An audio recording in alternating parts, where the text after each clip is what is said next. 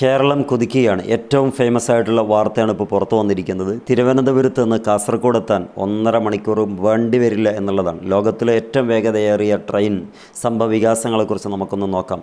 മണിക്കൂറിൽ 150 കിലോമീറ്ററാണ് താരതമ്യേന ഇന്ത്യയുടെ അഭിമാനമായ വന്ദേ ഭാരത് എക്സ്പ്രസിൻ്റെ പരമാവധി വേഗത. പക്ഷേ സാധാരണ ട്രാക്കുകളിലേക്ക് അഥവാ കേരളത്തിലെ വ്യത്യസ്തങ്ങളായ ട്രാക്കുകളിലേക്ക് കടക്കുമ്പോൾ ഏകദേശം അത് ചുരുങ്ങി 80 കിലോമീറ്ററായി ചുരുങ്ങും. ഇതിൻ്റെ വേഗത നമ്മളെ സംബന്ധിച്ചിടത്തോളം ഒരു കാറിൻ്റെ വേഗതയേക്കാൾ ചുരുങ്ങിയതാണെന്ന് വ്യക്തമായി മനസ്സിലാക്കാം. പുതിയ റോഡുകൾ വന്ന കേരളത്തിൽ നമുക്കങ്ങനെ സങ്കല്പിക്കുന്നത്. കാസർഗോഡ് മുതൽ തിരുവനന്തപുരം വരെ പോകണമെന്നുണ്ടെങ്കിൽ ഇനിയും നമ്മൾ രണ്ടാം ജന്മം ജനിക്കേണ്ടി വരുമോ എന്ന ആശങ്കയും നിലനിൽക്കുന്നുണ്ട്.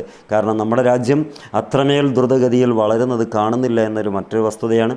വന്നു കഴിഞ്ഞാൽ ഇങ്ങനെ ഒരു സമയത്തിനുള്ളിൽ കാസർഗോഡ് നിന്ന് തിരുവനന്തപുരത്തേക്കും തിരുവനന്തപുരത്ത് നിന്ന് കാസർഗോഡത്തേക്കും എത്താൻ എളുപ്പമാകും. 3/4 മണിക്കൂർ കൊണ്ട് ഓടാൻ പറ്റും.